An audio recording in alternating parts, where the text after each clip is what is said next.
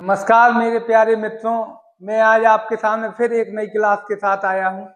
आज हमने संस्कृत में स्वरों की बात कर ली थी। आज मैं आपको व्यंजन पढ़ाने के लिए आया हूँ। देखिए, संस्कृत हम लोग जो बना रहे हैं या कोई भी विषय बना रहे हैं तो आप लोग देख रहे होंगे कि हमारा वीडियो 15-20 मिनट का बना रहे हैं। 15-20 मिनट में हम आपको पूरा सार सार लेके आकर पढ़ा रहे हैं।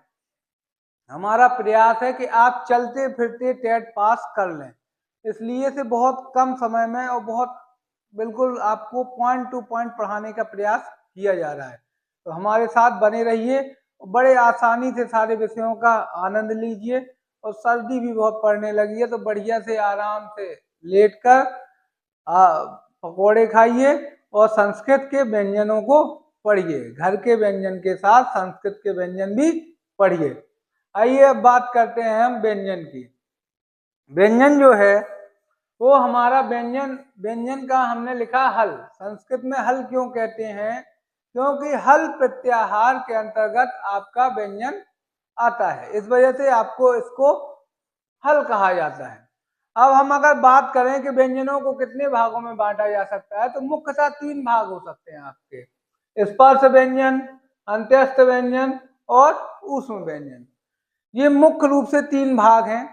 और आपका ये संयुक्त व्यंजन जो आता है ये आपका 2 व्यंजनों के मिलने से बनता है, इस वजह से इसको मुख्य भाग नहीं कहा जाता। अगर ब्रॉड में कहा जाए, विस्तार में कहा जाए तो हम 4 भाग कर सकते हैं, लेकिन मुख्यतः हम 3 भाग ही कर सकते हैं। अब बात करते हैं कि स्पर्श व्यंजन क्या है।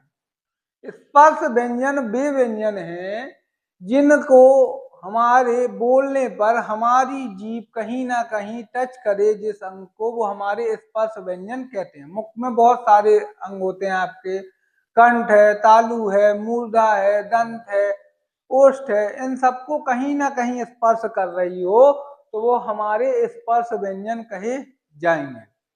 अब पाणिनि ने स्पर्श व्यंजन की परिभाषा क्या दी? कादयो मावसाना स्पर्शः। अब आपको बड़ा कठिन लग रहा होगा कि कादयो मावसाना स्पर्शः, बड़ा याद करने में कठिन है। मैं आपको बता देता हूं इसका अर्थ क्या है। ये लिखा हुआ है का आदि में लिखा हुआ है। का कहाँ होना चाहिए? आदि में।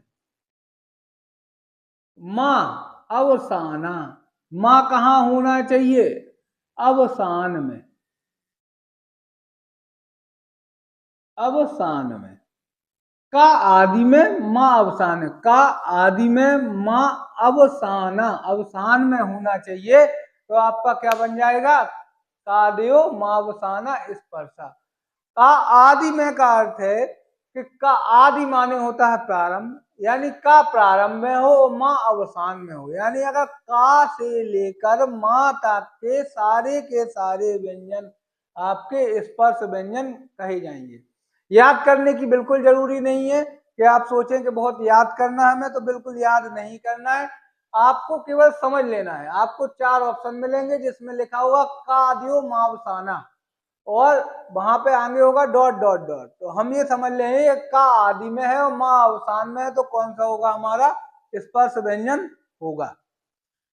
दूसरा, पाणिनि ने सूत्र दिया कु चू टू तू पू एते उदितः। कु का मतलब है कु का मतलब है काबर। पाणिनि के लिखने का तरीका था कि वो सूत्र द्वारा समझाते थे। वो सूत्र हमने आपको बताया, जब भी सूत्र की बात होगी तो ये बात होगी कहीं ना कहीं आप किसी चीज को सॉर्ट कर रहे हैं। यानी आप जब सॉर्ट करेंगे तो अगर पाणिनि का वर्ग लिखते तो लिखने में बहुत ज्यादा 4-5 आपके वर्णों का प्रयोग होता, लेकिन कु लिख दिया तो कु में एक वर्ण में ही पूरी बात समाहित हो गई। और कु को उन्होंने कहा का खा गा घा इंगा। कु का मतलब क्या है? का वर्ग। जब कहें चू तो चू का मतलब है चा छा जा झा इया। ठीक है। टू टू का मतलब है आपके टा ठा डा ढा अणा।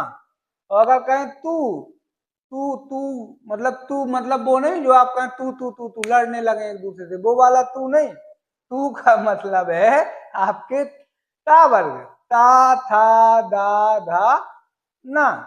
और पू का मतलब है पा वर्ग, पा फा बा भा मा। अब पाणिनि ने क्या कहा कि कू चू टू तू पू जो है एते, यह उदिता उदित हैं। उन्होंने इनका नाम क्या दिया, उदित है। उदित का मतलब है कि आपके, उदित भी मैं आपको समझा देता हूं। उदिता क्या है कि आपके उत धन इतः, उत धन इतः। उत का मतलब है, उत के जैसे आपके रूप बनते हैं, आपके रामात, ठीक है, वैसे ही क्या बन गया, उत बन गया। उत का मतलब है ऊ, उत का मतलब क्या है, ऊ। और ऊ का इत कर दो, जो ऊ लिखा हुआ है ये छोटा ऊ, पाणिनि के ने कहा कि इसका इत कर दो।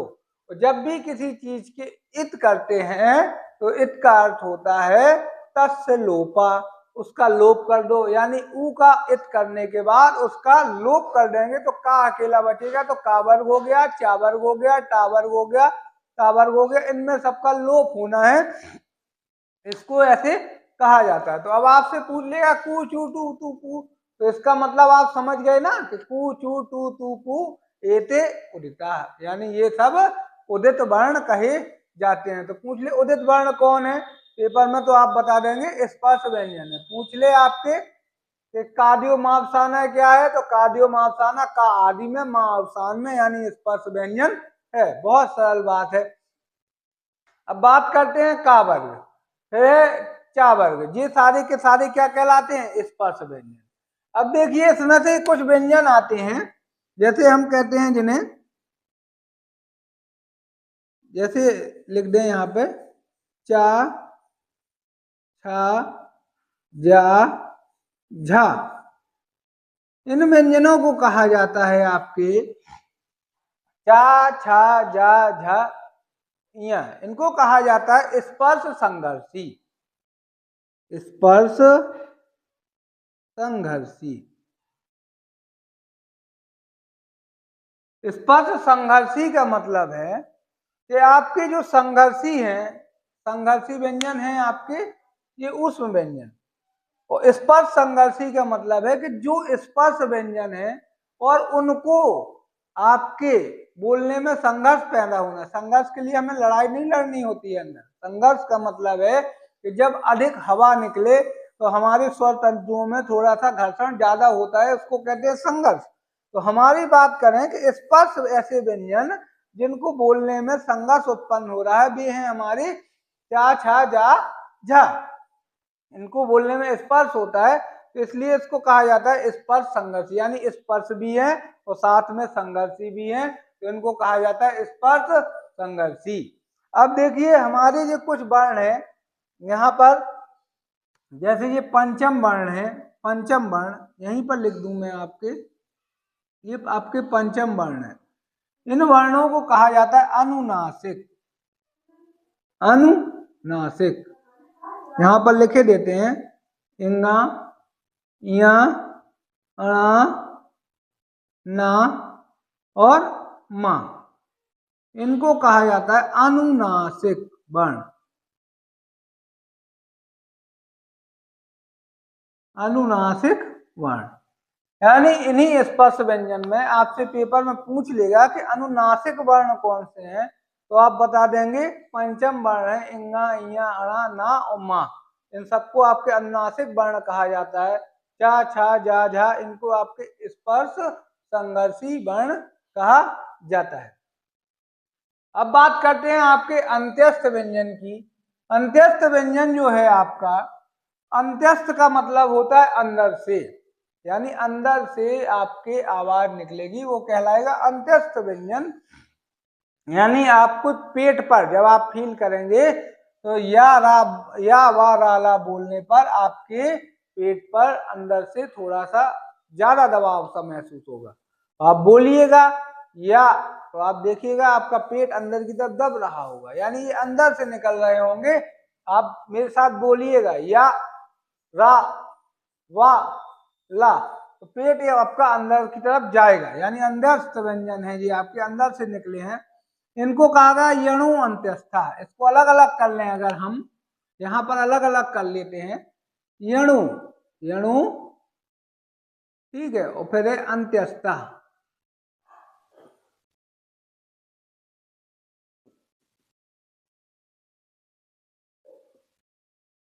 अंत्यस्था। ठीक है, तो आपके यणु का मतलब है आपके यण प्रत्याहार के अंतर्गत जो व्यंजन आते हैं। यण प्रत्याहार कहाँ से चालू होता है अगर हम बात करें तो यहीं पर मैं लिख देता हूं। जैसे आपका पंचम वर्ण है, आपका पंचम महेश्वर सूत्र है वरट, है बरट, और उसके बाद आपका है छठा लण। तो आपका जो प्रत्याहार है यण प्रत्याहार वो या से लेकर रा तक के वर्ण आएंगे। या वा रा ला ये वर्ण आएंगे। टा ओड़ा इसलिए नहीं आएंगे क्योंकि ये इत संज्ञक वर्ण है। तो आपके यण प्रत्याहार के अंतर्गत अगर बात करी जाए तो यण प्रत्याहार के अंतर्गत आपके क्या होंगे? यण प्रत्याहार में आपके या वा रा ला वर्ण आते हैं। तो बड़ा आसान है। अब आपसे पूछे कौन सा कठिन बात पूछ दी, आपसे पूछे यणु तो आप बता देंगे अंत्यस्थ है कि नहीं। हमने पहले ही पढ़ लिया है कि यण प्रत्याहार में अंत्यस्थ व्यंजन आते हैं। अब हमें सूत्र याद करने की जरूरत ही नहीं है, हमने समझ लिया कि यण प्रत्याहार में अंत्यस्थ वर्ण आते हैं तो यणु अंत्यस्था हो गया। अब ऊष्म व्यंजन, इन्हीं को कहा जाता है संघर्षी व्यंजन। ऊष्म या संघर्षी व्यंजन, तो चाहे ऊष्म कहें चाहे संघर्षी कहें। ऊष्म या संघर्षी क्यों कहा जाता है? क्योंकि आपकी सा हा जब हम ये बोलते हैं तो इसमें हमारे हवा ज्यादा निकलती है। जब हवा ज्यादा निकलती है, गर्म हवा, तो हमें उससे क्या, हमारे शरीर के अंदर गर्म हवा है वो बाहर निकलती है तो हमें गर्मी का एहसास होता है, इसलिए इसको कहा गया ऊष्म व्यंजन। संघर्षी क्यों कहा गया? क्योंकि हवा जब ज्यादा निकलती है तो स्वर तंतुओं के साथ ज्यादा संघर्ष करती है, इस वजह से इसको कहा गया संघर्षी व्यंजन। अब देखिए जो आपके सा हा है, इनके लिए सूत्र दिया गया आपके सला ऊष्माणा। सला ऊष्माणा बड़ा आसान बात है कि सल प्रत्याहार के अंतर्गत जो वर्ण आएंगे वो ऊष्म होंगे। सल प्रत्याहार की अगर हम बात करें तो सल प्रत्याहार हमारा जो बनता है वो आपके अंत में जो है आपके उनके द्वारा आपका सल प्रत्याहार बनता है। अब आपके सल प्रत्याहार के अंतर्गत जो वर्ण आते हैं उन्हें हम ऊष्म व्यंजन कहते हैं। बड़ा आसान है, इसलिए सूत्र भी आसान हो गया कि सल ऊष्माणा। हम ये जानते हैं कि सल प्रत्याहार में आपके ऊष्म वर्ण आते हैं, तो हमारा सूत्र भी आसान हो गया कि सला ऊष्माणा है। अब बात करेंगे कि संयुक्त व्यंजन आपके कौन कौन हैं। संयुक्त व्यंजन जो आपके जो मुख्य रूप से पढ़ाए जाते हैं वो 3 है, और इसके अलावा और भी हैं। और भी अगर 2 वर्णों से मिलकर कोई व्यंजन बन रहा है तो वो संयुक्त ही कहा जाएगा। संयुक्त का अर्थ है कि जब 2 मिले, व्यंजन है तो 2 व्यंजन मिलेंगे तब वो क्या बनेगा? संयुक्त व्यंजन बनेगा। जैसे अब आप देखिए यहाँ पर लिखा हुआ है छा। छा में नीचे अगर हलंत लगी है, छा में हलंत लगी है तो इसका मतलब है कि पहले वर्ण में भी हलंत लगी होगी, दूसरे वर्ण में भी हलंत लगी, यानी ये शुद्ध व्यंजन होगा, उसमें आपके आ शामिल नहीं होगा। तो का में भी आप हलंत लगाकर लिखेंगे और सा में भी आपके हलंत लगाकर लिखी जाएगी, यानी का और सा से मिलकर आपका छा लिखा है। पेपर में 3 टाइप से पूछ लेता है। अगर हम बात करें तो यहाँ से आप देख रहे हैं पेपर में आपके 3 टाइप से पूछ लेता है क्वेश्चन, तो मैंने तीनों टाइप आपके लिख दिए हैं। पेपर में किसी भी टाइप से पूछे आपको बनना चाहिए। अब देखिए अगर इसमें आ जुड़ गया, अब इस छा की बात करें, अगर इस छा की बात यहाँ पर लिख दूं मैं तो छा में क्या जुड़ गया है? आ जुड़ गया है, तभी तो ये आपका पूरा बना है, तभी तो आपका ये पूरा छा बन गया। अब जब ये पूरा छा बन गया आपका, या ऐसे हम कहते हैं कि आपके आ सम्मिलित स्वर सहित छा बन गया, तो ये हो क्या जाएगा? इसमें आपका पहला व्यंजन तो आपका रहेगा आधा, या हम कहें कि बेशुद्ध व्यंजन रहेगा, या हम कहें कि सा शुद्ध व्यंजन है। तो इसके साथ जब इसमें आ शामिल हो गया तो इसमें भी आ शामिल हमें करना पड़ेगा। सॉरी। अब देखिए यहां पर आपकी अगर का है तो का तो आपका इसी रूप को, इसी को आगे बढ़ाते हैं, तो का तो आपका ज्यों का त्यों लिखा रहा। लेकिन यदि पेपर वाले ने आ को इसके साथ शामिल कर लिया तो इस आ में आपकी हलंत हट जाएगी। तो ये आपके 3 रूप होंगे। अगर कोई चीज समझ में ना आए तो मुझसे आप कमेंट करके पूछ सकते हैं कमेंट बॉक्स में। अब बात करें त्रा। त्रा में आपके वही 3 रूप हैं आपके, ता और रा। आपके अगर त्रा अधूरा है तो आपके ता और रा दोनों में आपके क्या होगी, हलंत। अधूरा या कहें शुद्ध व्यंजन, तो आपके दोनों में क्या आ जाएगी, हलंत आ जाएगी। अब अगर मान लीजिए इसमें आ शामिल हो गया, यहां पर अगर देख लें कि आ शामिल हो गया, अब वही सिस्टम इसमें कि ता त्रा में आपके अगर त्रा में आ शामिल कर दिया हमने, तो हमारा त्रा कैसे बन गया, स्वर सहित त्रा बन गया। अब स्वर सहित त्रा में अगर हमें लिखना पड़ेगा तो त्रा तो हमने पूरा लिखा, उसके साथ में आ भी शामिल है तो आ भी हमें लिखना पड़ेगा। अब तीसरा रूप क्या है कि त्रा तो ज्यों का त्यों रहा, लेकिन रा के साथ अगर आ शामिल हो जाएगा तो ये आपका स्वर सहित व्यंजन बन जाएगा, और ये क्या बन जाएगा आपका, इसकी हलंत हट जाएगी और रा लिख जाएगा। तो हो सकता है पेपर वाला इस रूप में पूछे, हो सकता है आपको इस रूप में पूछे, हो सकता है इस रूप में। हम सीधे रटे रहते हैं कि का और सा आपके मिलकर छा बनता है, तो हमने सीधा रट लिया। लेकिन पेपर वाला मान लीजिए इस रूप में ले लेता है तो हमारा क्वेश्चन गलत हो जाता है। तो यहां पर हम लोग बात कर रहे हैं कि क्वेश्चन आपका गलत ना हो पाए। इसी तरीके से त्रा है, त्रा में आपके ता और रा जुड़ गया, अगर इसके साथ आ शामिल हो गया तो हमने आ और शामिल कर लिया, आ को अगर रा में जोड़ दिया तो हमारा वो सॉरी डबल बार लिख दिया ये। तो आपकी बात करते हैं कि ज्ञा की लिखना था आपका यहाँ पर ज्ञा, तो ज्ञा की बात करते हैं कि ज्ञा में क्या होगा। ज्ञा में आपके जैसे जा और इया मिलकर आपका क्या बनेगा, ज्ञा, अगर हलंत लगा है। अगर आपके ज्ञा में आ शामिल हो गया तो जा भी रहेगा, इया भी रहेगा और आ भी रहेगा।